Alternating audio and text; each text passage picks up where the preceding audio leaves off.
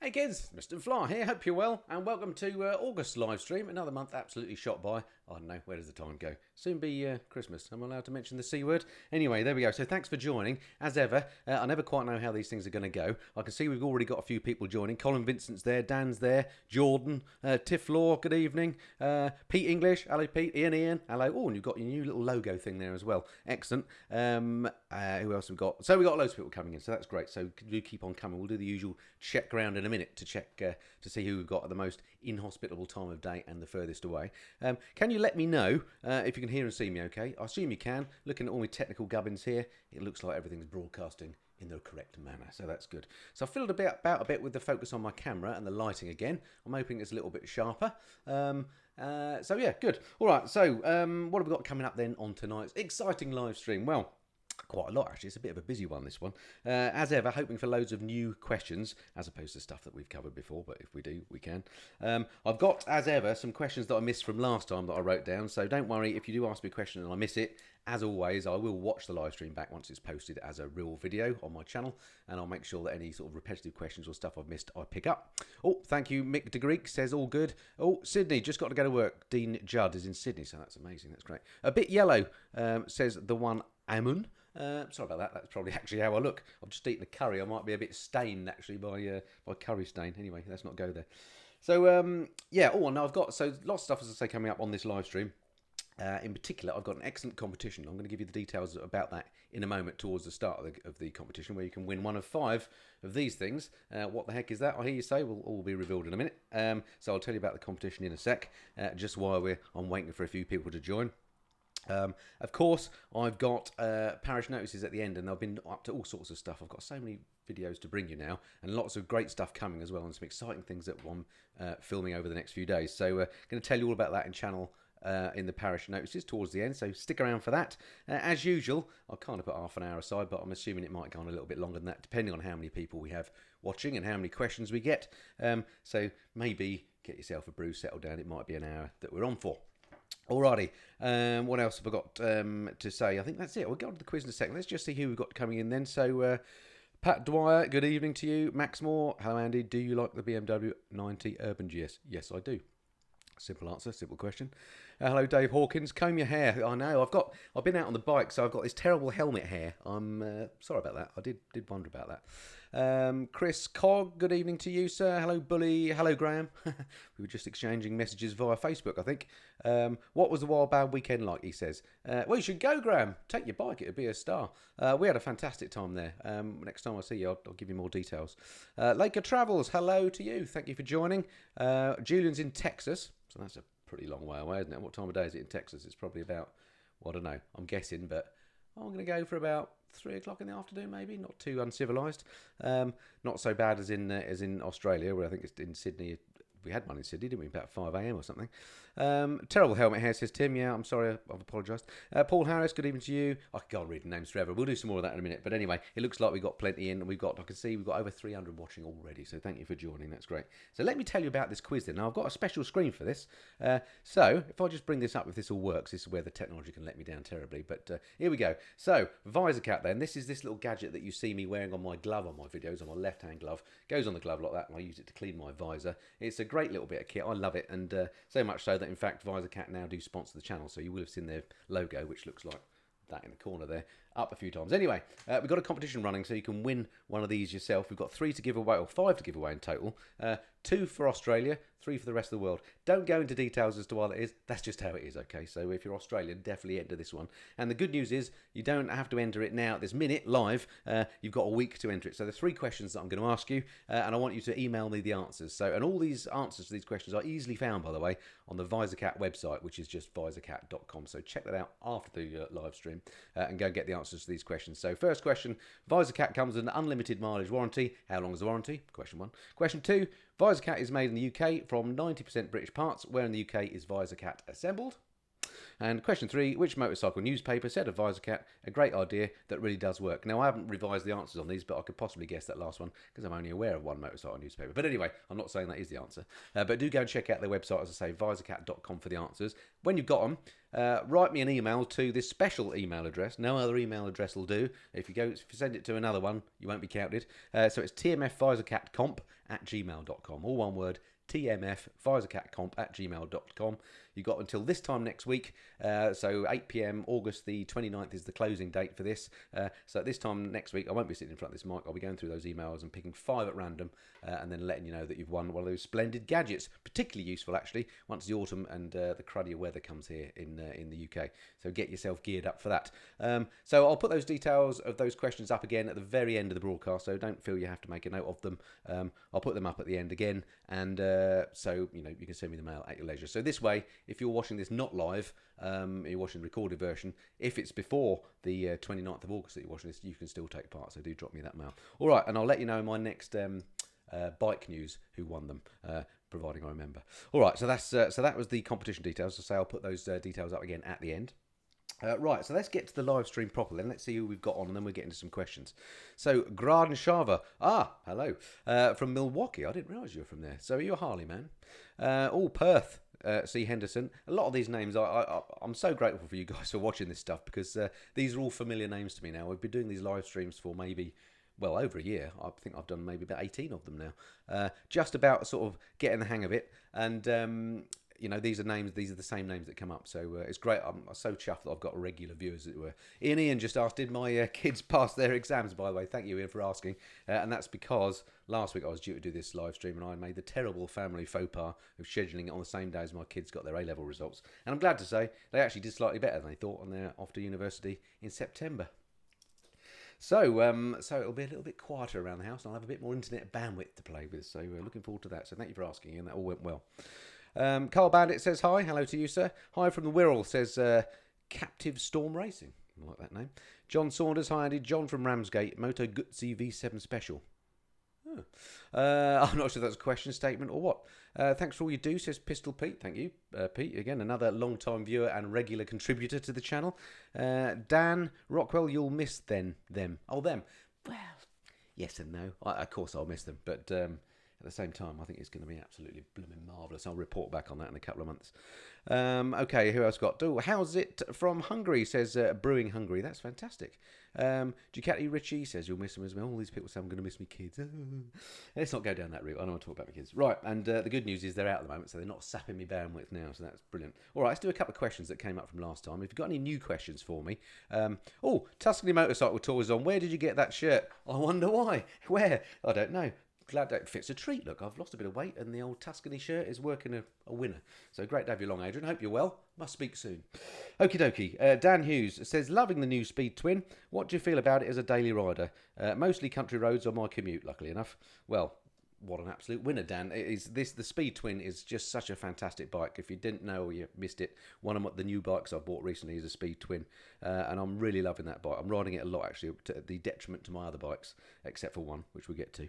And yeah, to answer your question, Dan, absolutely, as a daily rider, it would be fantastic. It's very comfortable. It's very performant. It's brilliant on country roads. I mean, it's the sort of bike that's designed for that.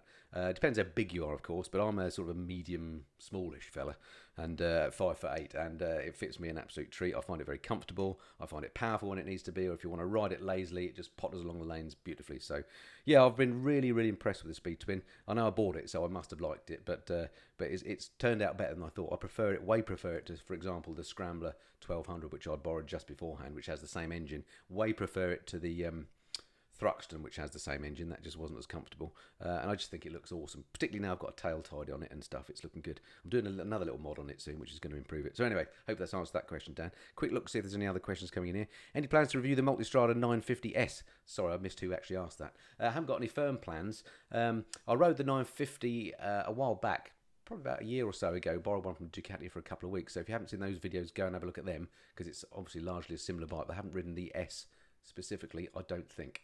But anyway, I do talk to Ducati, and they do talk to me. Not very frequently, but who knows? Maybe there'll be one of those in the future.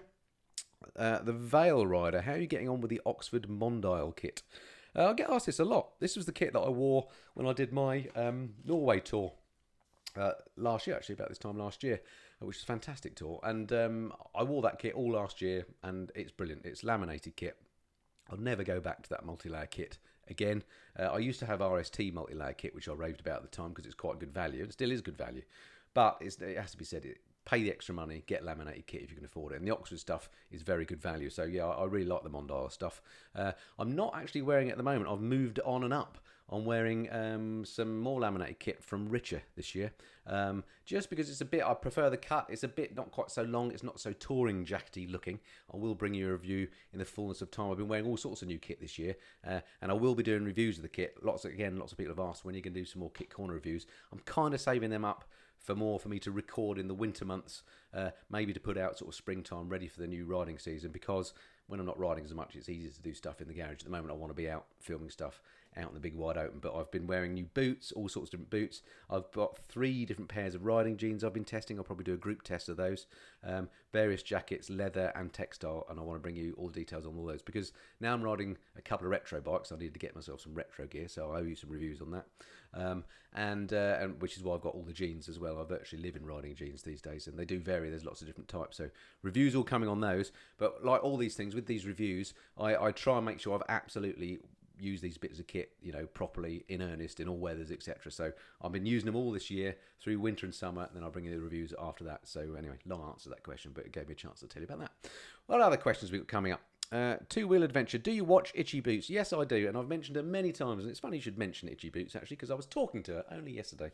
We had a long chat yesterday, a video call, actually. It was brilliant to meet her at last, because we've been fans of each other. Well, I'm a fan of hers. I can't tell you if she's a fan of mine, but we've been subscribers of each other for some time, and she's now back in Holland. And yeah, I had a good chat with her last night, and what a lovely lady, and inspirational, and it's all good. So yes, I'm a big fan. I do watch her stuff, and you'll be hearing more about that in due course. UK Meetup, MF, says Pete Franks. Yeah, this comes up quite a lot, and I'd love to do one. And having now been to, I went to Richie Vida's Wild Bad thing, I mentioned it before, which was just absolutely brilliant fun. And met lots of people there that were not only subscribers of Richie Vida, but subscribers of mine too. And it felt like I was amongst mates. It was just brilliant. Oh, by the way, how's the sound doing today? Last time it was a bit...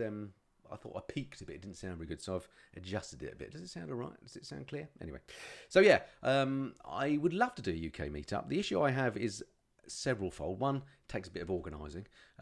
So I've got to find time to do it. And you wouldn't believe how much effort goes into putting a YouTube channel together when you're doing 3 videos a week.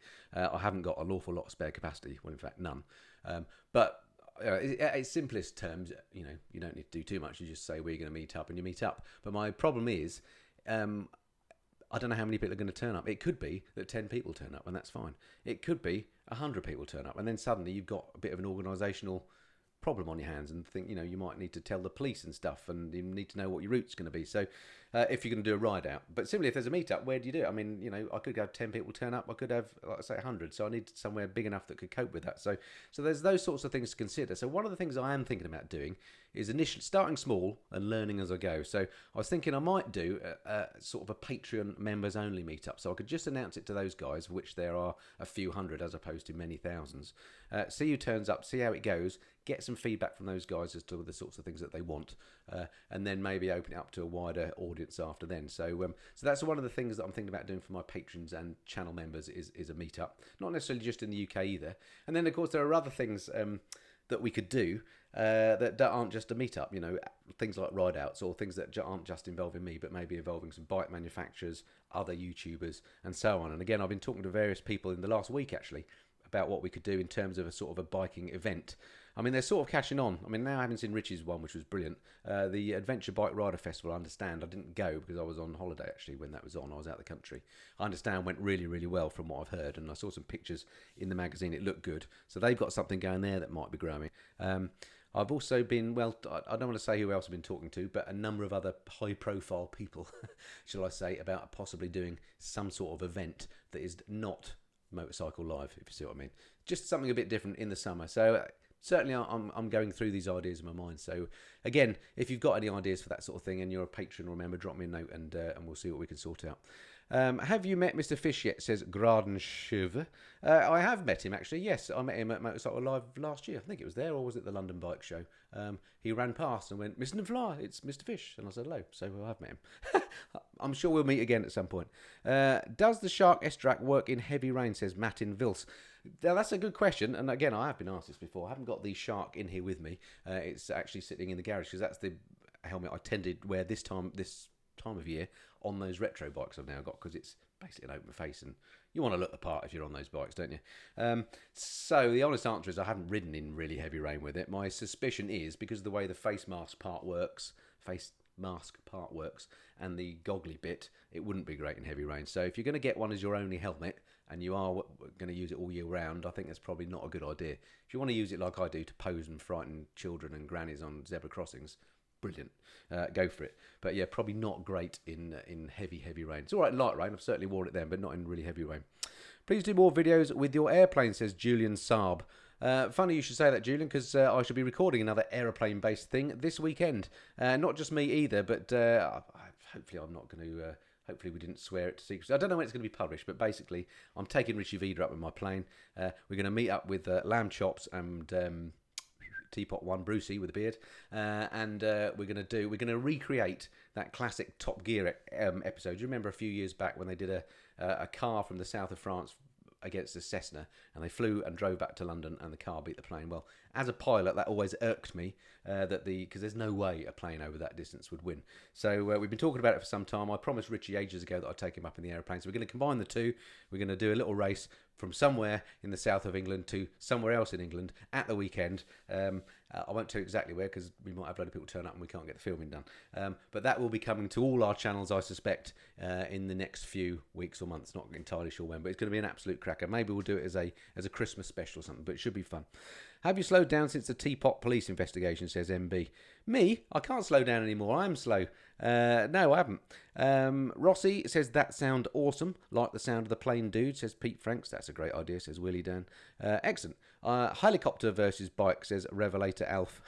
Well, unfortunately, I can't fly a helicopter, but I do know a man who can, and he might be watching this. So, he doesn't owe me a helicopter flight, but he's promised me one. So maybe we can do that at some point as well. The issue with this, Adrian Rigby says Lamb Chops on his H2 may well win. Maybe. The thing is, it's with this whole thing over a long distance, because an aeroplane flies constantly, in my case, at about 140 miles an hour, 120 knots, in a straight line with no traffic lights stopping, etc. Your average speed is around about 135 miles an hour between 2 points. So the most fast bike and the most skillfulest rider on Britain's roads ain't going to keep up with you once you've done more than, say, 10 miles. There's a lot of faff that goes on with the aeroplane, so that's what costs you time. So we'll see how that goes. And in fact, the little race we've got planned is over quite a short distance in aeroplane terms. And I'm not quite sure whether we will win, especially as now Chopsy's added in a few swerve balls about where it's starting and finishing. So we'll see how it goes. But generally speaking, let's face it, the plane would win, but we'll see on this one because it's going to be a short hop. Okay, Dirty Habit says, hi Andy, hello. Do we know each other? Ian, Chops has Concorde exhaust on his H2. No, he's still got to turn corners and stop at traffic lights, and even Chopsy has to stop at traffic lights. Too many Mackey's breakfast for Chops, says Pete Franks. Well, that is the thing. He's not a small chap, is he? So even though he's got all that horsepower, who knows? I don't have a go at Chopsy. He's got some bad press recently, mainly from me, and I apologise if you've seen any of that. So it was in jest, John. Ooh, better break my microphone as I was apologising. Anyway, looking forward to seeing it the weekend, mate. Nigel Gallagher, if you had to get rid of one of your bikes, which one would it be? Now, there's a question, Nigel. Goodness me. Which one would it be? I don't know. I don't intend to get rid of any of them. They are like your children, aren't they? I love them all for different reasons. If I can, if I have the space and the money to keep them all, I will continue to keep them all. There's not one that I could single out that I would get rid of over the others, because they all have a special place in my heart. So for example, I haven't ridden my GS this year at all, pretty much. I think I've probably done 200 miles on it. I can't think of any tours I've done on it, which pains me because I love that bike. Since I did that trip up to the Arctic Circle, I've got sort of a bond with it. It's ridiculous, isn't it? But sadly, you do get a bit of a bond with your motorbikes.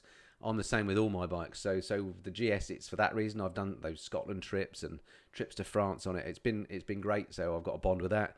The Street Triple was really the first sort of performance e-bike that I got. Has a special place in my heart. I love Triumph, so I love naked bikes, and I just think that one looks great. In fact, that's not in the stable at the moment. That's out. It's been picked up by a detailing company. Again, there's a video coming on that. But I have high hopes that they're going to make that bike look better than it was when it was new. So video coming on that. So that wouldn't go. The little CRF is just such a hoot. I've said many times, particularly in the recent KTM 790 videos, that I'm rubbish off-road and I don't ride off-road much. But occasionally I do like to do the odd green lane. That's where the CRF comes in. Also, it's so light and sounds great. It's the sort of bike that I could just nip off and ride and go down the shops on. Hang on, just have a swig of water. So that's staying. And of course the two new ones, I'm in the honeymoon period with that still. The Panigale is just, I think, the best looking bike ever. So that ain't going. So anyway, long answer to your question there, but hope you get the picture. I'm not planning on getting rid of any of them. All right, what else? Warren Evans, when you tested the Versys 650, did you find the gearbox clunky? It was a while ago, Warren, but my gut feel is yes. The Versys is a very solid bike, and that's part of its appeal, I think. It's a proper, in my vernacular, old school man's bike. It's quite a heavy beast, and part of that is that the gearbox is a bit clunky. But don't forget, I do ride the GS, and that really has a clunky gearbox. So it's not bad, but it is a bit clunky, yeah. I thought you were the top detail, says Ian. That's very kind. Well, I kind of thought that too. In fact, when this company approached me and said, look, we'd like to take your bike away and clean it, I thought, cheeky. But anyway, after them sending me some pictures of the sort of work they do, I was absolutely blown away with what is actually possible if you've got the time, the right tools, the wherewithal, and you're willing to take the bikes effectively to bits to do it. So it was a bit of a challenge. I have sent my street triple off, as I say, which I thought looked superficially at least good. But before it went, I did a little bit of video for the before section, and I had a good close look with a torch. And actually, there are things like swirl marks in the paint right deep within the engine where I've had years of ACF 50 applied. It's gunked on and there's dirt stuck to that, which apparently is proving quite difficult to get off. So it's obviously doing its job. And also there are all sorts of little bits that could be improved if you knew what you're doing and you had the time. So I'm really looking forward to seeing how that comes back. So a bike that I thought couldn't be improved, maybe it can be. We'll see. And then hopefully, if that works out well, I'm hoping that after the winter riding season, I'm going to get one or two of my bikes really, really cruddy, properly dirty. It'll pain me to do it because I won't wash them for a few weeks and then send them off and see if they come back like new. So that's going to be just fun. I mean, it's great for me because I end up with clean bikes, but it's also going to be very interesting to see what can be done by the pros. So that's coming up. Man, that is some vodka, says ER99, if only it were. Andy Bench, hello, mate. Glad you done the tail tidy. Thank you, Andy. Which one are we talking about? That'll be the Speed Twin motor. Yeah, that was it the Speed Twin? Yeah. Which was a bike that I thought, of all the bikes I've ever bought, probably least needed a tail tidy, because actually the tail tidy, or the tail that comes with that bike out the box, so to speak, isn't that bad, but it does have like a long plastic arm, which is a bit unsightly and just got on my nerves in the end. I've got another little mod in my mind. Well, it's more than in my mind. I've ordered it up. Talking of illegal number plates that we weren't, but I have got a slightly smaller number plate on that isn't strictly speaking illegal. I've just ordered one of those silver on black ones, the vintage looking ones. Again, it is illegal. I'm not recommending you do this, and I'll take it off when I go out on the road, I promise. But I think it's going to look great on that bike because it is black and silver. That sort of retro style number plate will look brill. And I'm also doing the same with the Royal Enfield because, of course, that to me does look like a classic bike. It's crying out for a classic number plate. So if I do have any trouble on that score, because as I say, technically it is illegal to have the wrong colour on the wrong bike in this country, then I notice on eBay you can buy old registrations from like 1968 or whatever, and re-register your bike with that, and then you can legitimately put on those black and silver plates. So it'll be quite an expensive and convoluted way of doing it, but in the case of the Enfield and maybe the Triumph as well, I think that would be a great thing to do. I think it'll just look better. So stay tuned. I probably won't make a video just on that because making a video on changing your number plate isn't going to be very exciting, but you may notice over the next weeks and months that you suddenly see a different look to the back of the bike, and that's what that'll be. Okay, Warren Evans, is there a motorcycle jacket you recommend with air vents? Now we're going to have a heat wave.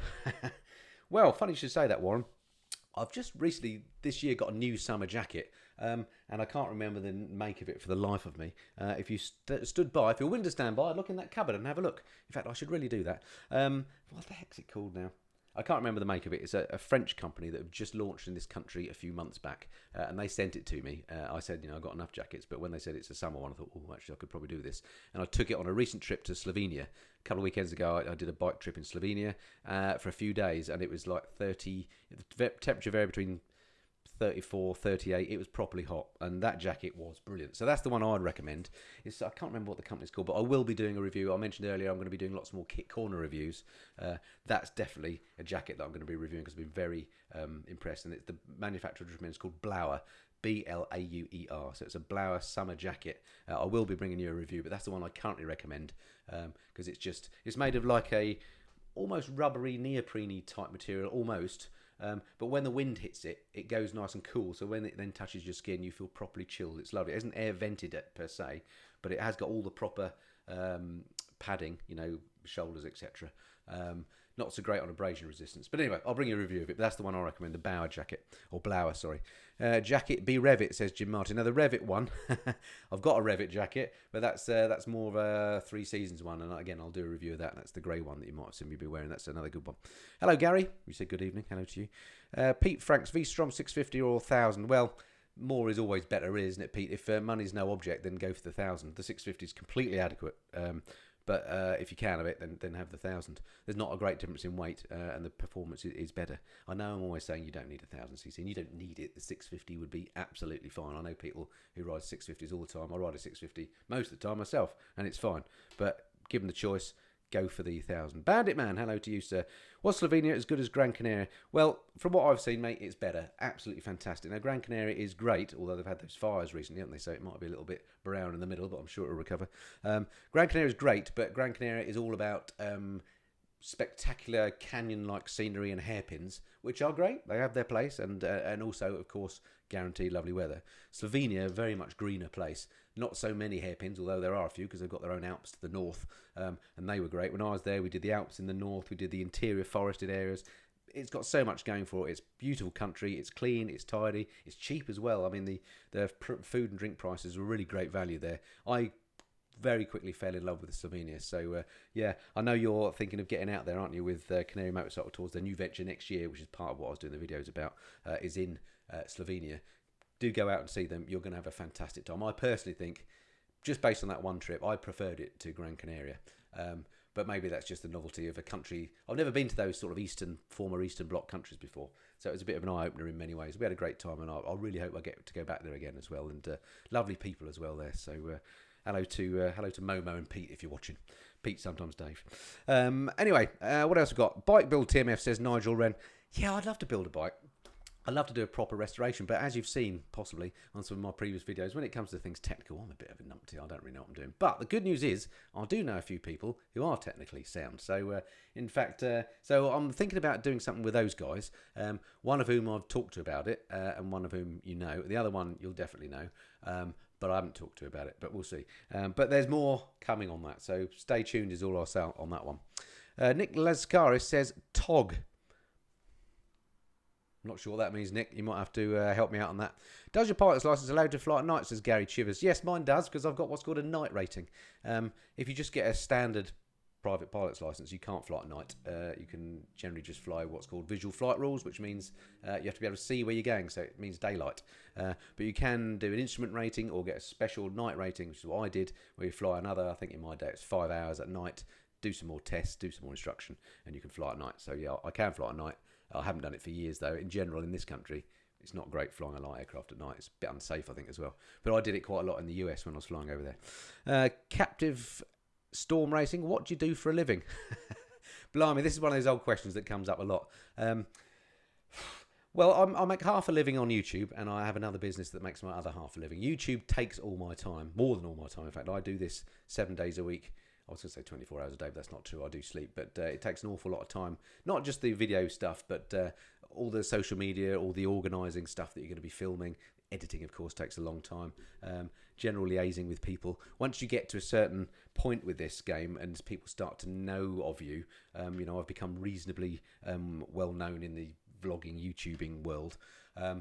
Companies start to talk to you a lot as well, PR people. There's all that to deal with.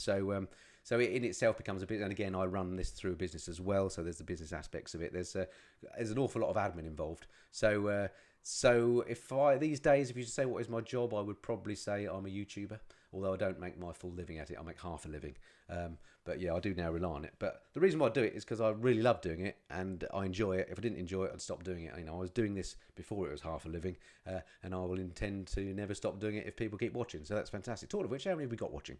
711 it says here at the moment. That's fantastic. Thank you very much. I'm never going to beat that 1,000 concurrent all at the same time, but imagining 711 of you all scattered out in front of me now seems like quite an impressive number, so thank you very much. And I trust there'll be a few more watching the recorded version, so that's brilliant.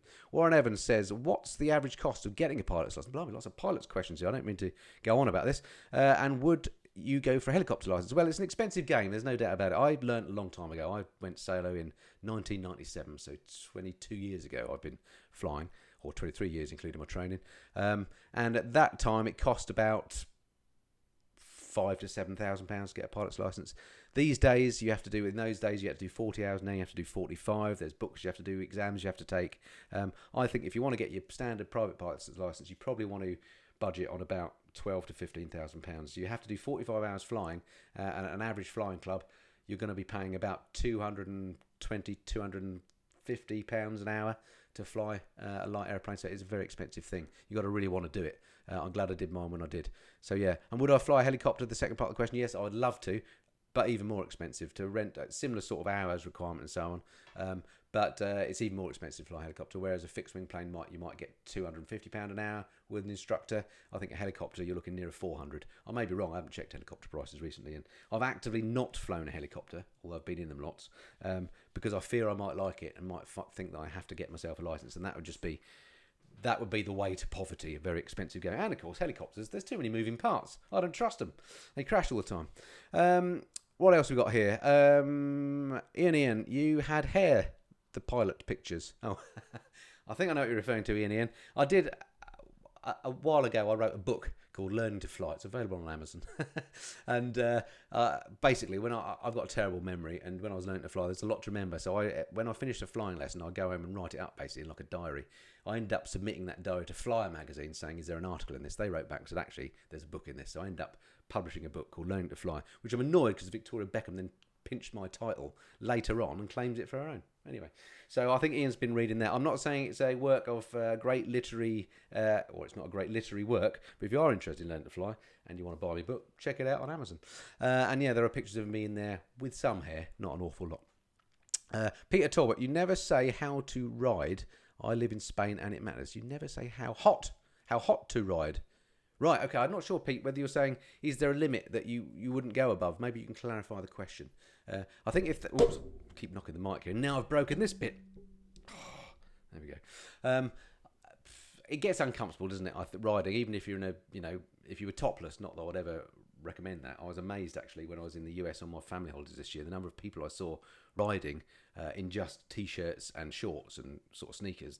Usually had a helmet, but if you fell off, that's going to be painful. But anyway, I understand why they do it, because it does get very hot. And above about 34 centigrade, it starts to get uncomfortable.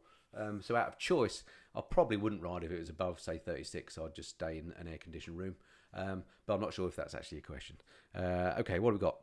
Ian, he said it's good reading. Thank you. PPL or a nice new bike, says Lod Dude. You paid your money. Yeah, it's basically, that's it. It's the price of a new GS adventure. You can get your PPL. And of course, a bit like biking, but more so, once you've got your pilot's license, that's when the costs really start, because then you're likely to want to get at least a share in a plane. So there's some costs involved in that. And then if you just want to go and rent a plane, which is what I tend to do now, that's expensive as well. So yeah, the costs never end, and there's all sorts of other things. As you get older, it gets more difficult. So for example, last week I just had my aviation medical. You have to have that at my age because I'm over 50. I have to have it every year, which includes an ECG. It cost me, I think, £270. So that's another thing you have to pay. You have to be a member of a flying club, and a bit like golf clubs, they're expensive. So that's another few £100 a year. And so it all mounts up. Wherever you land somewhere, you have to pay a fee. That amounts up. Of course, the fuel is very expensive, about £2 a litre, and so it goes on. So yeah, expensive game. Never have to buy fuel again, or mad wheelie skills. Shifty 1050 says. What do you mean? Again, I don't... Sorry, maybe I'm being particularly dumb tonight. I'm not understanding some of these questions. I'm getting too old to understand them. What else we got? Carlosh. Bob Dylan never lived down going electric. Robin Porter. Trying to choose between a K1600 GTL and a 1250 GSA. Any advice? Yeah, well, I've ridden them both, luckily, Robin. And I would say... And don't say I'm biased because I own a GS. I would go for the 1250. The K1600 is a lovely bike. It looks great. I think it looks much nicer than, for example, the RT, which has that funny bulbous front end. And it's got that amazing six-cylinder engine, smooth as you like. But unless you are a giant of a man, which you may be, it is a heavy beast. When you stop, you realise just how heavy it is. If you drop it, it's going to be a pain to pick up. Any bike that has a reverse gear, I think, really needs to be a car. Don't get me wrong, when it's moving and it's on the motorway, it's absolutely epic. A bit like the big Honda Goldwing, which I also rode relatively recently. That was an amazing, probably the best bike I've ever ridden, if I'm honest. But would I have one? No, because they're just too heavy. So yeah, ride them both, make up your own mind. But I think the 1250, the GS, is the way to go if you're a normal sized human being. Nick Lascaris, blowing in the wind. Okay, statement, thank you. Import Andy, how's the... Missed it, went off the top of the screen. Sorry, I'll pick it up when I read it back. Let's read one from the bottom, see if I can get it in time.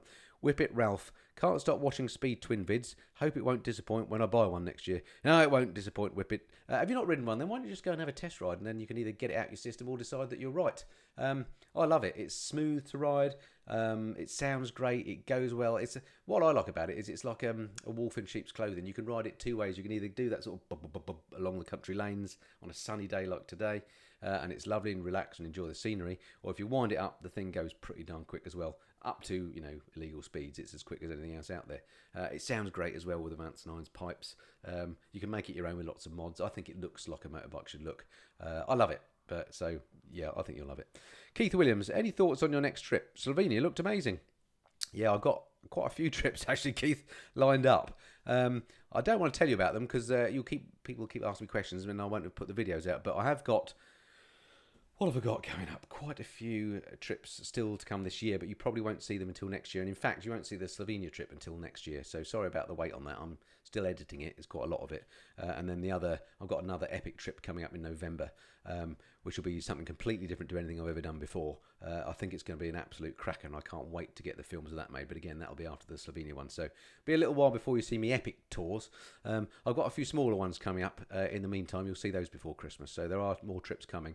I've let myself down this year in that I didn't manage to get the time to do another UK tour. I desperately want to get back to Scotland and do those outer islands that I missed out on before. I want to try and do that again. I must book my year a bit more in advance this time. I should be doing it now, really, to work out what UK tours I'm going to do next year. Because also Ireland is to be done as well, if they'll still let us in at that point. We'll see. So just checking the time, actually, because I've got quite a few parish notices to go through. Let me just have another swig of water, and I'll answer some more questions from the sheet, and then I'll come back to the live stream. Right then. Oh, somebody was just chanting Corsica, Corsica, Corsica. That would be nice. I flew to Corsica once and had a holiday there in the airplane. That was good. Anyway, okay, back to the ones that I missed out last time. Lab Gorilla says, hey, are Airhawks any good? For the price, I mean. Keep up the good work, TMF. Well, thank you, Lab Gorilla, for your question.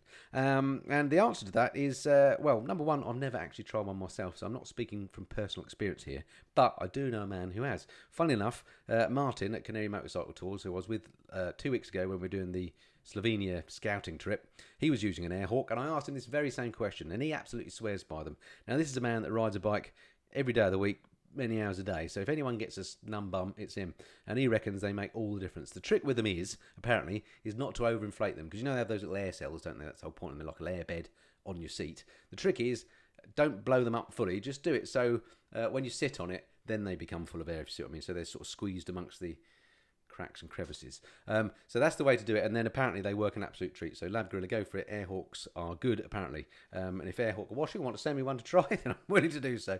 Stuart Douglas, hi, will you be attending Cop Hill this year? Regards, Stuart from Jordan's.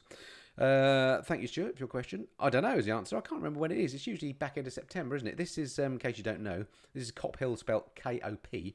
It's actually called the Cop Hill Climb. It's run just outside Prince's Risborough in Buckinghamshire. Amazing event, actually. It's been running for a few years now. A good friend of mine is the sort of marketing person there. So I'm all for encouraging this. And I may go. I have been a few times. It's a bit the same every year, to be fair, which is why I don't go every year, and it is local for me, so it's easy to get to. It doesn't cost a lot to get in. It's mostly cars, classic cars, but they do have some supercars running up the hill as well, and they do have bikes too. So it's one of those things that I thought about when we were talking earlier on in the live stream about doing a meetup. I did wonder about talking to her, because the marketing lady who runs it, or does the marketing for it, and saying, look, can I do a meetup as part of Cop Hill? That way, if you had to pay to get in, it could maybe limit numbers, and also it would do them a favour of getting more people into Cop Hill, maybe. Not that they need more people, but it's just an idea. So, and also that, of course, they've got all the right safety and stuff in place, car parks, etc. So that was one of the ideas I had. Haven't spoken to them about it. They might think that's a shockingly bad idea. So not saying I'm going to. But anyway, long answer, Stuart. I probably won't go to Cop Hill. I've got a feeling I'm on one of those tours when that's on, but I may do. So don't be surprised to see me there. If I do go, I'll probably take the camera. One more from the sheet, then I'll come back to the live stream. Alistair Winner says, how did you convince Mrs. Flyer to allow 2 new rides in the man cave? I need a tip. Well, Alistair, I think what you need to do is grow some trousers. You wear the trousers in your house. Don't tell her what's going to happen. I'm always for just do what you want to do. It's always better to beg forgiveness, isn't it, than ask permission. What are you, man or mouse, for goodness sake? There's your tip. Crack on. Right, my wife's out at the moment, by the way, and she never watches these live streams. Okay, let me just check the live chat. Ohio, says Spencer. Ohio, USA, me 1, 2. Okay, that's not the Spencer, is it? I wonder. He's not in Ohio, though, is he? I don't know. To you, you're the Spencer, of course. Shady. Oh, dropped off. Bandit Man, we went to Scotland for 10 days. It rained for 9 of them. Sorry to hear that, Bandit Man. That is the problem with Scotland, isn't it? Yeah, it can rain. I was very lucky when I've been there. Andy, how's the new RE going, says Ian Porter. Are you going touring Wales again? Yes, again, Wales is one of those places I've got to get to. Wales is virtually on my doorstep, isn't it? And I haven't been there again this year, and it's nothing but good roads there. I'd love to take the Royal Enfield there. It's another one of those little tentative plans for next year. I've got to schedule it in and do it. Stuff comes up all the time. That's the thing. Little things come up that I think, actually, that sounds great. I've got to do that. And these little tours that I had planned go by the wayside, and that's what's happened this year. But, yeah, Wales very much is on there. When Mrs. TMF says no, TMF says no. He's not a yes man, says Ian. Darren Richardson, are you doing the DGR, mate? That's the Distinguished Gentleman's Ride, isn't it, Darren? I haven't got any plans to. I haven't done it in the past because I hadn't had the right bike, and now you could argue I could do it on the Speed Twin or the Royal Enfield. I assume those are acceptable bikes. The problem is I don't have any tweed, I don't have a moustache or a pipe or a deerstalker. I've talked about this before, but I just feel a bit uncomfortable about that sort of scene. I don't know why, because I love the bikes, obviously, and they're not doing any harm, and no one's ever done me any harm, but I don't feel like I'm part of that. I need to get over that. It's my problem, not theirs. Maybe I should do one, have a great time, realise it's not important to have a beard, and just crack on. So no, I haven't got plans to do the Distinguished Gentleman's Ride because I haven't got the right kit and I haven't got the beard for it, etc. But that's a sort of flippant thing. The fact is, I feel a little bit uncomfortable about that. I don't know why. I'd be interested to know your views on that in the comments down below if you're watching in the recorded version. Am I alone on that? There's just something I'm not getting. Hi TMF, I'm doing my DAS and hoping to get a street triple RS. I know you don't recommend more powerful bikes, says Kai, for new riders, but if I go ahead with it, what tips do you have for a new rider on a big bike? Don't fall off. Wear plenty of gear. Have a big bank account so when you do fall off and scratch it, you can fix it. Make sure your insurance is fully comprehensive and make sure your will is up to date. That would be my advice, Kai. Clive, off to Wales in September. Great riding. Nice one, Clive. Can't go wrong in Wales. Everyone's good. Pack Talk review coming soon, says Steve1300. Well, I did a Pack Talk review. You mean a more full review? Maybe. Haven't used it that much, actually, to be honest. I don't ride that often in big groups, so that's why I haven't used it so much. But there are some opportunities coming, so I'll let you know. Graham Tricker is agreeing with me on the DGR. Yeah, so maybe it's not just me. You and me go for a ride then, Gray. Nick Fry, Willie up to date. Willie up to date. Again, you might need to elaborate on that because my mind's going all over the place with that one. Nick Lascaris, beard. Shady, any plans to take the Toro off-roading tour, TMF? Well, they do a number, don't they? And Lyndon there is often saying to me, we need to get me more off-roading. And I don't like off-roading very much. But when I do it, I do quite enjoy it. So yeah, there are plans, and I will do. There's, again, some amazing potential plans afoot. I will do some more off-roading.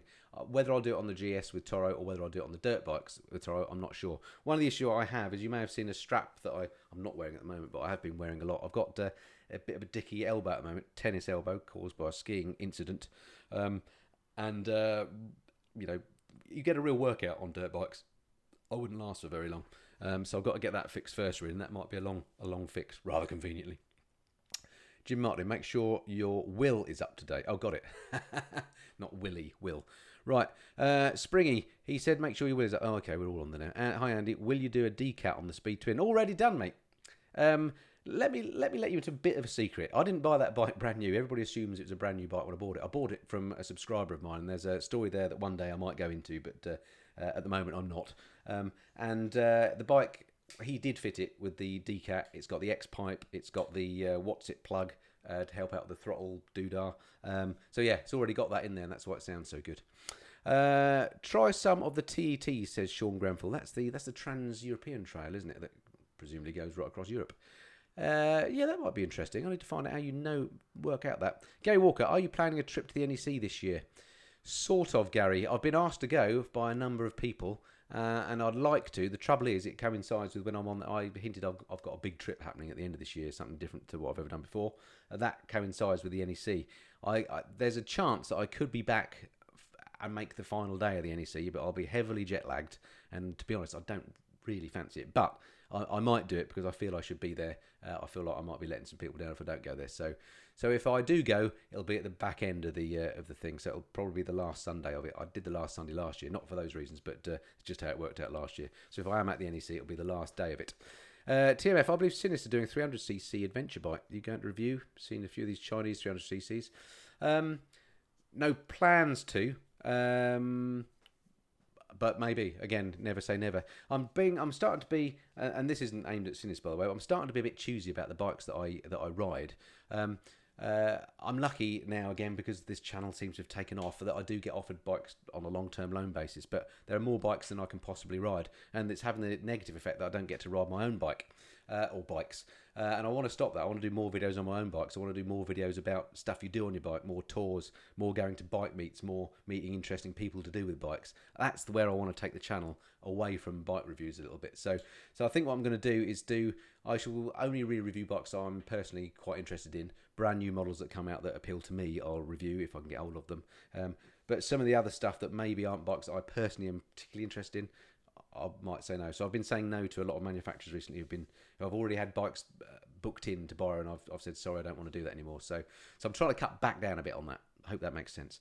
Right, I can see the time is getting on. How are we doing? We've got 810 watching now. This is incredible, still going up.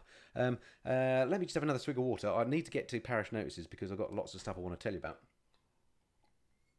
Let me do a few more questions first, though. Once it gets to 10:02 on my magic iPhone clock, I'll do the Parish Notices, then we'll see how we go. So a couple more questions I missed last time. What have we got here? Steve Thomas, great choice on the Speed Twin. Will you be carrying out any modifications? Well, yes, Steve. There was a tail tidy. As I mentioned, it's already got the Vance 9's pipes. It's got the X pipe. It's got the DCAT. It's got the What's It plug. I can't remember what it's called now, but it sorts out the throttling a bit.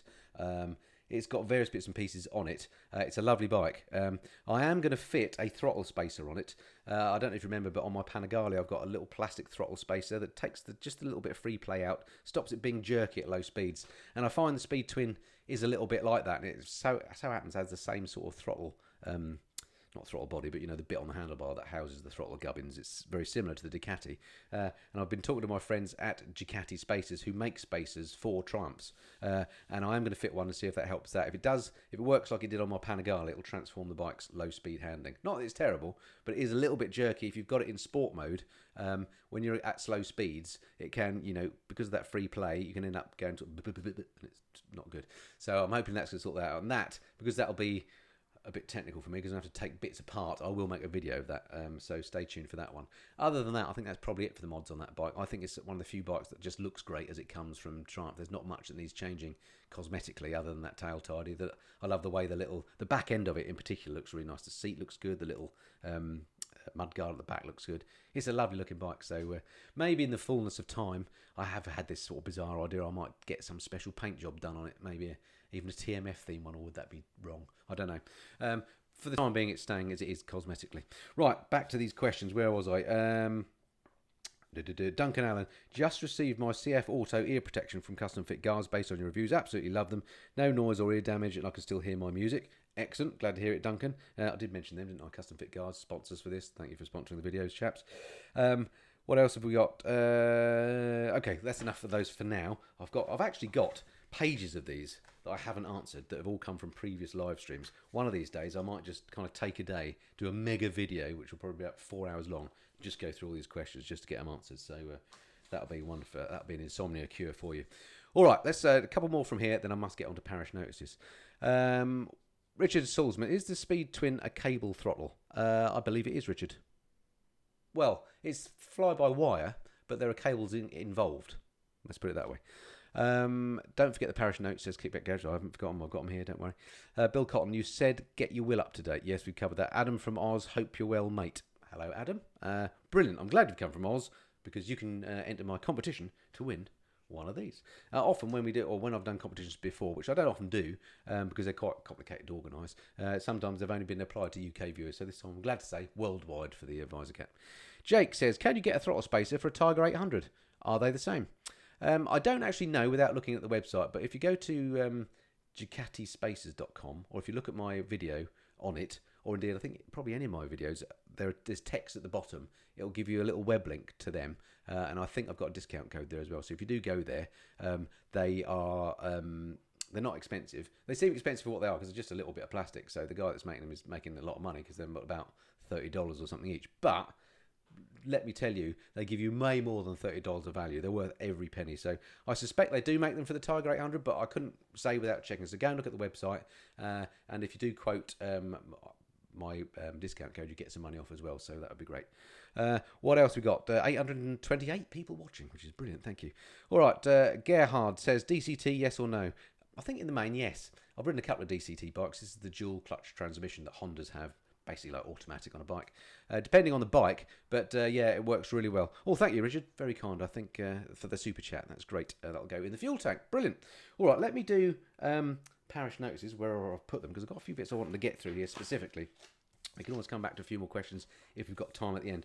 So first off, did I mention custom fit guards? I don't know. Well, I've mentioned them just now, but let's mention them one more time and make sure we get the sponsors in. So up here is their logo and their website. Go and check them out, give them some love. And while I'm on the subject of sponsors and paying the bills, I must say again, a massive thanks to my new patrons this month, Patreons, and also to my members. You may have noticed on my main YouTube screen there's now a little join button. If you click that, you can become a member of the channel, and that gives you basically access to some behind the scenes stuff. Much the same stuff as I do with my Patreons. I've had a few people ask, would I rather they join the channel or become a Patreon? You know, which do I get more out of? And the honest answer to that is I don't know. I'm not sure which I will get more. Obviously, Patreon and YouTube both take a cut. I think it's fairly similar. I don't know. Personally, I prefer the way Patreon works. I can do more with it. I feel like I can give you more. Plus, Patreon is cheaper because it's a very low minimum thing with the joining. I think you have to pay $1.99 a month, which I think is quite expensive. But you can do it for $1 on Patreon, and $12 for a full year. It's sort of negligible was my thinking when I set that up. So anyway, thank you to those guys for joining and for becoming patrons. If you want to join too, please do. There's much more on there about what's coming up, behind the scenes stuff, and I'm also using it now for a really useful thing in that I can use those guys for research.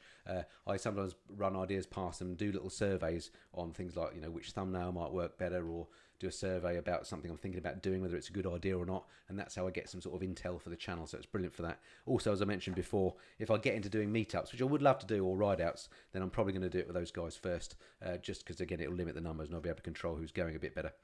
Alrighty. New member, Michelle Torren. Thank you very much, Michelle, for joining. I've never seen that before, because I haven't done a live stream since I've had that membership thing activated. So that's brilliant. Thank you very much, Michelle. I think that's how you pronounce it. If it is Michael, I apologise, but there we go. Alrighty, so that was that. Now, something I very much wanted to mention. I met at the Wild Boar weekend Steve Clark, who you may know as Albie from Richie Vida's tour videos. A lovely, lovely chap.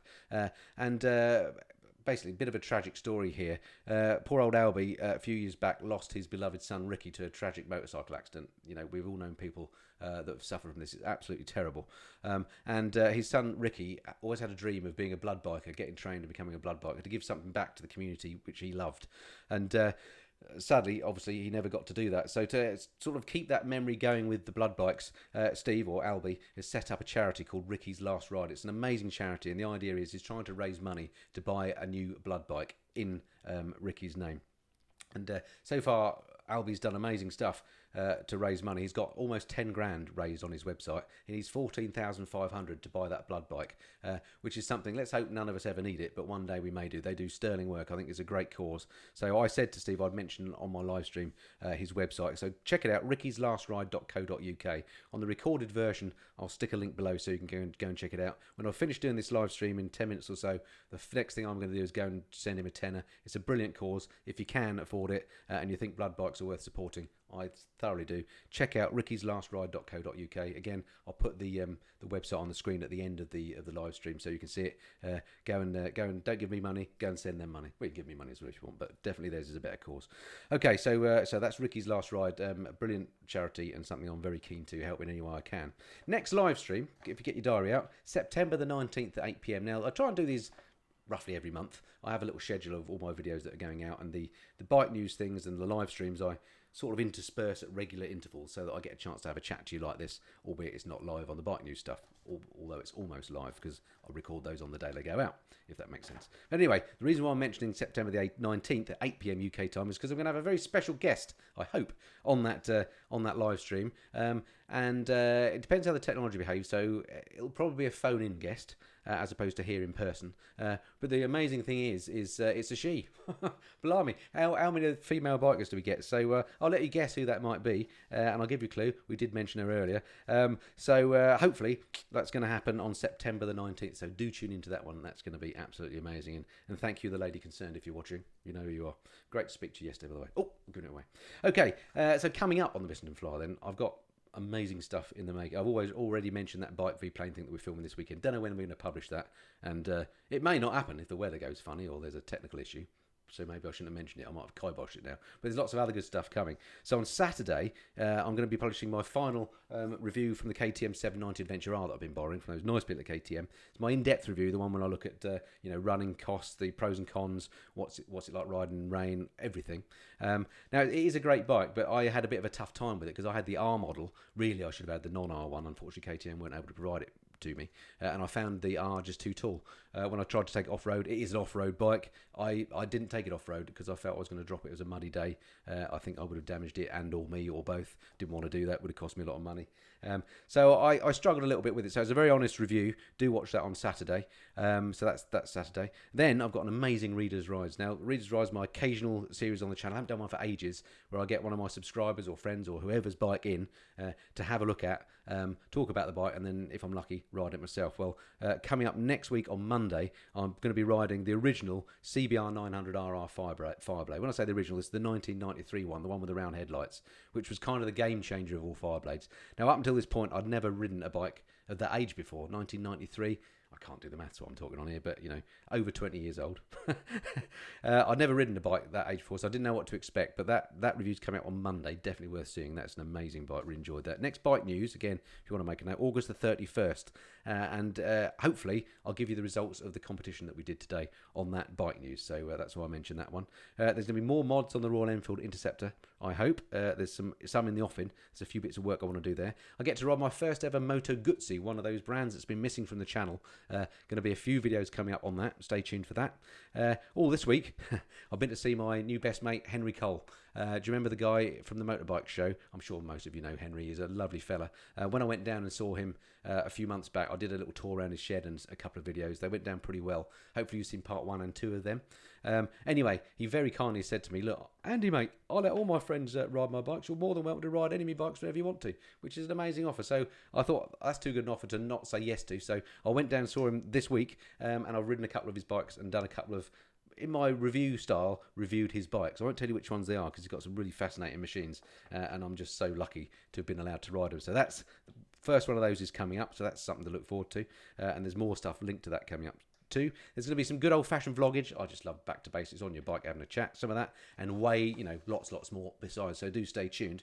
The only other thing I want to say is don't forget I'm also on Twitter, Facebook, and Instagram. If you're not following me on there, it would be fantastic to have you follow me on there. Again, the reason I mention that is twofold, really. Well, threefold. If I'm being honest, one is that I would quite like to build my presence on there because it just gives me more credibility as a vlogger if I've also got followings on other social media platforms. So that's one. The other one is, and this again is a bit selfish on my part, if anything ever happens with YouTube, I want to make sure I can still get hold of you guys. I don't have like mailing lists or anything like that. By having those other social media platforms, it means I can at least get hold of a few of you. And then the other reason is that they're obviously up to date, real time. They're showing what I'm doing at the time. So, for example, when I went and saw Henry, there I will have posted some pictures of that. Today I was out on the Royal Enfield. If you follow me, you'll have seen some pictures of me. I thought rather cleverly outside an Indian restaurant on my Royal Enfield. So follow me on those if you want to see what I'm doing up to date, and also it's another chance for us to do some interaction, and I might make announcements and things on there as well. Alrighty, so that was it for the Parish Notices. I'm glad I got through that because I would have forgotten. We're coming up to the top of the hour. How many have we got watching? 831. Incredible. Let me just do a few more comments before we go. Quick swig of water. And then we'll call it a day for this month. I really love doing these things. I kind of feel like I've got I've worked out how it works now. I hope you agree. One of these days we will get 1,000 viewers watching at the same time. 832 at the moment. I don't know what this peaked at, but that sounds pretty good. All right, what have we got then? Oh yeah, a couple more things. Any last questions before I go on the live stream? Type them in now. There's a little bit of latency. Let's see if there's anything coming up. So R6YY, Henry Cole is the nicest guy if you get a chance to talk to him. Yes, indeed he is. I've been lucky to have several chances to talk to him, and he is a lovely guy. Great stream, sir, says Poacher. Thank you very much, Poacher. I asked you before. Oh gosh, it just. Sorry if that's one of those repeating questions. I missed it. Shot off the top of the screen before I got to write it. Thank you, TMF. Is Morocco on your list? Says Ian. Yes, it is. 100% on the list. I'll be doing Morocco next year. I promise you. Russell Locke. Going up to 6 a.m. here in Oz. Well, Russell, that is dedication. Top man. Thank you for watching. An hour. At that time of day, that is brilliant. Don't forget to enter the competition, by the way. I've got 2 visor cats specifically for Australians. I won't go into the reasons why, but they're there for you. Drop me that mail. And don't forget, I'll put the details of that comp up again in a minute when I wind up in about a minute's time. Deepak, hi TMF from Chennai, India. How's the Royal Enfield? Just got a Continental GT. Can't wait to watch more on the Royal Enfield from TMF. Well, I'm loving it, Deepak. I'm a fully converted Royal Enfield fan. I just wish Royal Enfield would talk to me. I've tried to, but they don't. But maybe one day, you never know. But there's a whole other story in there as well. The South Coast biker. I bumped into Henry Cole in London last Christmas. Great guy. Indeed he is. Mr. Bojangles. Hello, Steve. Will you be doing Pop Master like Ken Bruce? I haven't got the beard for it, mate. Phil Smith. I can only justify one bike. Africa Twin.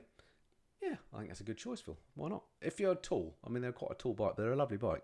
Great value. Very, very competent. Do you go for the DCT, though? That's the question. The Valley Rider. Oh, second mention tonight. Great show tonight again. Oh, thank you. Two Wheel Adventures says 4 a.m. in Perth. Oh, my word. What are you doing? There are certain times a day that it's not right for you to be up. For me, that is between about 2:30 and 4:30. You've no right to be up at that time of day. But I thank you very much for watching. Maybe you're at work, in which case that's fine, but this will probably send you to sleep. Frank is in Sydney. Thank you for watching. Kevin's in Glastonbury. That's a bit more like it. Did you get the festival? It was good this year. Would you like to eat some LSD and go for a ride? Could be fun, says Spencer. Beans, nice to meet you, mate. Yeah, nice to meet you, Beans. I met Beans for the first time back at the Wild Bad weekend. Really good to see you. Nick, my mum likes Henry Cole too. Wee. I'll tell him. 9 p.m. in Perth. Okay, alrighty. I guess we better go then. So quick reminders then. Don't forget Albi's amazing charity. Check that out. I'll put the website below, rickyslast.ride.co.uk. I'm going to go there as soon as I get off here and send him some money. It'd be great if you can do the same. Don't forget the competition as well. So really enjoy talking to you. Do keep watching the videos. Give me the likes and thumbs up and all that. Somehow it helps. I don't know how, but that would be great. Right, I've got to find the right button now so I can stick up the competition details for a few moments while I close out. There we go. So those are the questions again. If you didn't catch them the first time, those are the things you got to answer. Stick them in a mail to me at tmfvisorcatcomp@gmail.com. I'll pick out 5 winners at random next week at this time, and I'll let you know on Bike News who they were, and we'll send you those visor cats. Well worth having, particularly with the cruddy weather coming. And all the answers to those questions are easily found. If you want to go and check them after you've been to Albi's site, go to visorcat.com and you can get those answers there. All right, that's it for this time. I hope you've enjoyed that. Look forward to speaking to you again soon. Until then, this has been the Missenden Flyer. Cheerio.